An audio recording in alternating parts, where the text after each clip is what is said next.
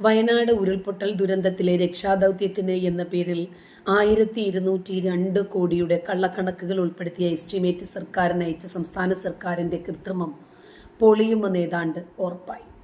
കേന്ദ്രത്തിൽ നിന്ന് പുനരധിവാസത്തിന് ആവശ്യമായ പരമാവധി സഹായം വാങ്ങിയെടുക്കുക എന്ന ലക്ഷ്യത്തോടെയാണ് കേന്ദ്ര മാനദണ്ഡങ്ങൾ പ്രകാരം പെരുപ്പിച്ച കണക്കുകൾ കേന്ദ്രത്തിന് അയച്ചത്.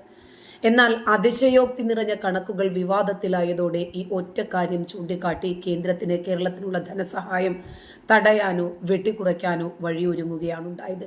കേന്ദ്രത്തിന് അയച്ച കണക്കിലുള്ള 1202 കോടി രൂപ യഥാർത്ഥത്തിൽ ചെലവായ തുകയല്ലെന്നും ദുരന്തത്തിന്റെ വ്യാപ്തി വിലയിരുത്തി കേന്ദ്ര മാനദണ്ഡ പ്രകാരം തയ്യാറാക്കിയ കണക്കെടുപ്പ് മാത്രമാണെന്ന് ദുരന്ത നിവാരണ അതോറിറ്റിയുടെ വിശദീകരണം വന്നു.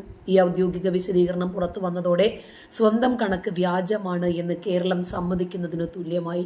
ഇതോടെ കേന്ദ്രത്തിന്റെ സഹായം തുലാസില